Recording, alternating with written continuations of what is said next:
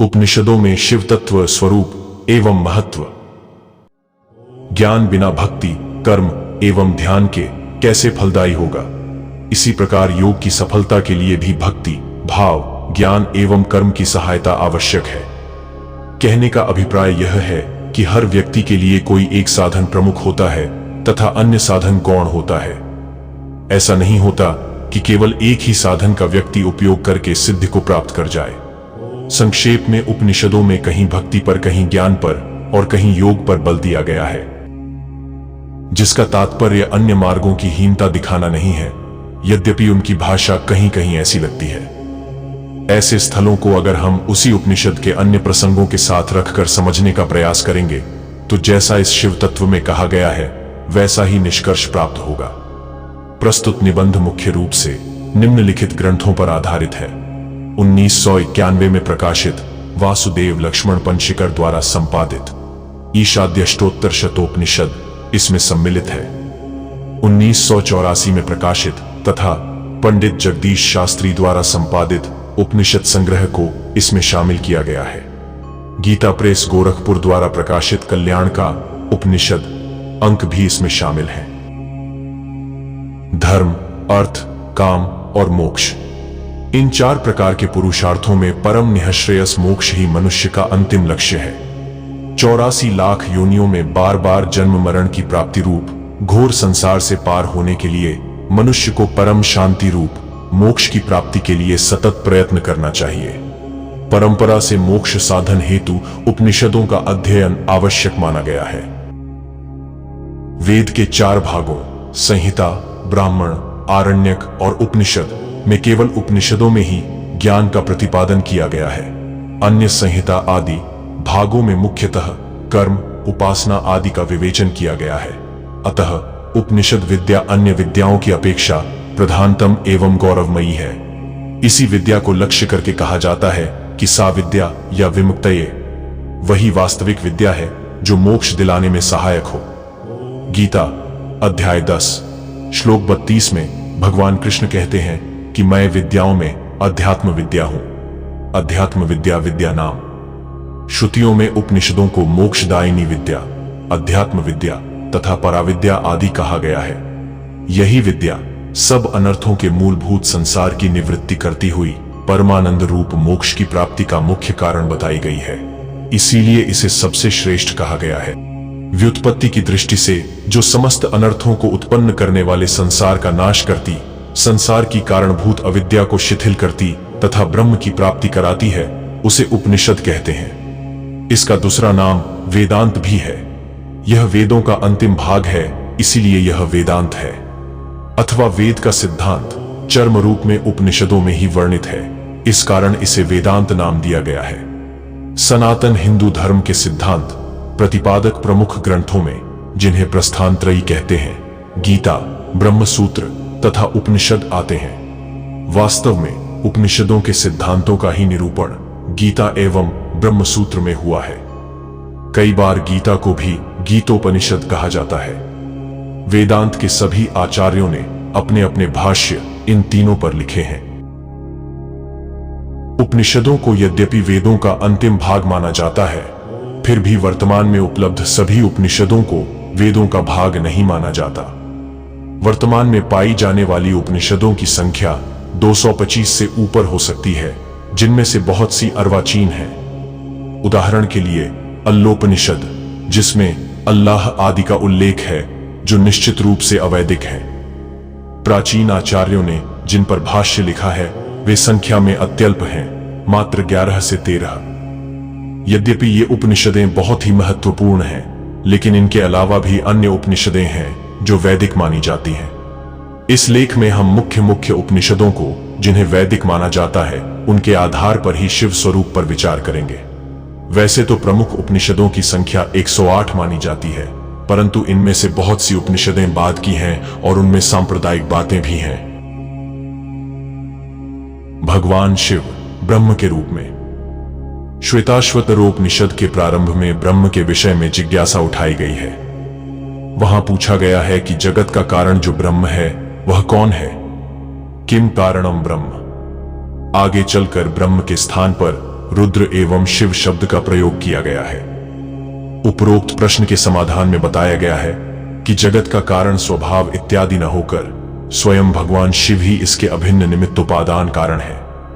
एको ही रुद्रो न द्वितीयाय तस्थुर्य इमन लोकानीशत ईशनी भी, अर्थात जो अपनी शासन शक्तियों के द्वारा लोकों पर शासन करते हैं वे रुद्र भगवान एक ही हैं। इसीलिए विद्वानों ने जगत के कारण के रूप में किसी अन्य को स्वीकार नहीं किया है। वे प्रत्येक जीव के भीतर स्थित हैं, समस्त जीवों का निर्माण कर पालन करते हैं तथा प्रलय में सबको समेट भी लेते हैं।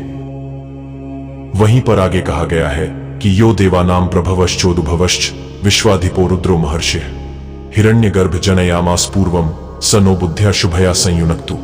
श्वेताश्वतरोपनिषद श्लोक संख्या 3 और 4। अर्थात सबको अपने शासन में रखने वाले जो रुद्र रूप परमेश्वर इंद्रादि समस्त देवताओं को उत्पन्न करते और बढ़ाते हैं तथा जो सबके अधिपति और महान ज्ञानी सर्वज्ञ हैं, जिन्होंने सृष्टि के आदि में हिरण्यगर्भ को उत्पन्न किया था, वे परम देव परमात्मा हम लोगों को शुभ बुद्धि से संयुक्त करें। इस प्रकार शिव और रुद्र ब्रह्म के पर्यायवाची सिद्ध होते हैं। शिव को रुद्र इसलिए कहा जाता है कि वे अपने उपासकों के सामने अपना रूप शीघ्र ही प्रकट कर देते हैं। कस्मादुच्यते रुद्र यस्मादृश्यभिः दुतमस्य रूपमुपलभ्यते। अथर्वशिरस उपनिषद श्लोक संख्या 4। इसीलिए भगवान शिव को आशुतोष भी कहा जाता है। भगवान शिव को रुद्र इसलिए भी कहते हैं कि ये रुत अर्थात दुख को विनष्ट कर देते हैं। रुत दुखम द्राव्यति नाशयतीति रुद्र। श्वेताश्वतर के अतिरिक्त अन्य उपनिषदों में भी शिव को ब्रह्म के रूप में स्वीकार किया गया है। कैवल्योपनिषद में कहा गया है अचिंत्यम व्यक्तम अनंत रूपम शिवम प्रशांतम मृतम बहमयोगिम तमादिमध्यांत विहीनमेकम विभुम चिदानंदम रूपम अद्भुतम उमा सहायम परमेश्वरम प्रभुम त्रिलोचनम नीलकंठ प्रशांतम ध्यात्वा मुनिर्गच्छति भूतयोनिम समस्त साक्षिम तमसः परस्तात् स बहमा स शिवः सेन्द्रः सोऽक्षरः परमः स्वराट् स एव विष्णु स प्राणः स कालोन्नः स चंद्रमाः स एव सर्वम यद्भूतम् यच्च भव्यम सनातनम ज्ञत्वा तम मृत्युमत्येति नान्यः पंथाः विमुक्तये।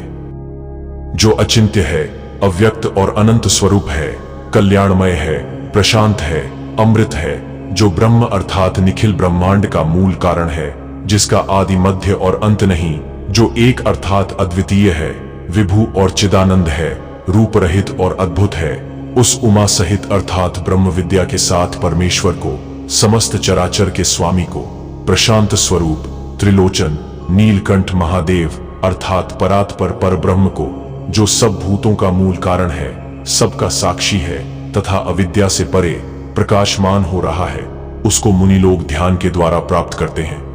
वही ब्रह्मा है, वही शिव है, वही इंद्र है, वही अक्षर अविनाशी परमात्मा है, वही विष्णु है, वह प्राण है, वह काल है, वह अग्नि है और वह चंद्रमा है। जो कुछ हो चुका है और जो भविष्य में होने वाला है वह सब वही है। उस सनातन तत्व को जानकर प्राणी मृत्यु के परे चला जाता है। इसके अलावा मुक्ति का दूसरा कोई मार्ग नहीं है। जाबालोपनिषद में कहा गया है कि रुद्रस्तारकम ब्रह्म व्याचष्टे, अर्थात रुद्र तारने वाले ब्रह्म हैं। ज्ञानी को देह त्याग करते समय रुद्र भगवान ओंकार मंत्र का उपदेश देते हैं। अथर्वशिरस उपनिषद में कहा गया है यह ओमकारः स प्रणवः, यह प्रणवः स सर्वव्यापी, यह सर्वव्यापी सोनन्तः योनन्तस्तत्तारम यत्तारम तत्सूक्ष्मम यत्सूक्ष्मम तच्छुक्लम यच्छुक्लम तद्वैद्युतम यद्वैद्युतम तत्परम ब्रह्म स एकः रुद्रः स ईशानः स भगवान महेश्वरः स महादेव। इस मंत्र के कुछ अप्रासंगिक पद छोड़ दिए गए हैं। अर्थात जो ओकार है वह प्रणव है, जो प्रणव है वह सर्वव्यापी है, जो सर्वव्यापी है वह अनंत शक्ति स्वरूप उमा है, जो उमा है वही तारक मंत्र ब्रह्म विद्या है, जो तारक है वही सूक्ष्म ज्ञान शक्ति है, जो सूक्ष्म ज्ञान शक्ति है वही शुद्ध है, जो शुद्ध है वही विद्युत अभिमानी उमा है, जो उमा है वही पर ब्रह्म है, वही अद्वितीय रुद्र है, वही ईशान है, वही भगवान महेश्वर है और वही महादेव है। रुद्रहृदयोपनिषद में उल्लेख है कि शुकदेव जी व्यास जी के चरणों में एक बार सिर झुकाकर प्रणाम कर बोले, भगवान बतलाइए, सब वेदों में किस एक देवता का प्रतिपादन हुआ है और किसमें सारे देवता वास करते हैं? किसकी सेवा पूजा करने से सर्वदा सब देवता मुझ पर प्रसन्न रहेंगे? शुकदेव जी की इस बात को सुनकर उनके पिता उनसे बोले, शुक सुनो, भगवान रुद्र सर्वदेव स्वरूप हैं और सब देवता रुद्र स्वरूप हैं। जो गोविंद को नमस्कार करते हैं वे शंकर जी को नमस्कार करते हैं, और जो भक्तिपूर्वक विष्णु भगवान की अर्चना करते हैं वे वृषभध्वज अर्थात शंकर जी की ही पूजा करते हैं। जो विरूपाक्ष अर्थात भगवान आशुतोष से द्वेष करते हैं वे जरनादन से ही द्वेष करते हैं। जो रुद्र को नहीं जानते वे केशव को भी नहीं जानते। रुद्र से बीज उत्पन्न होता है और उस बीज की योनि अर्थात क्षेत्र भगवान विष्णु है।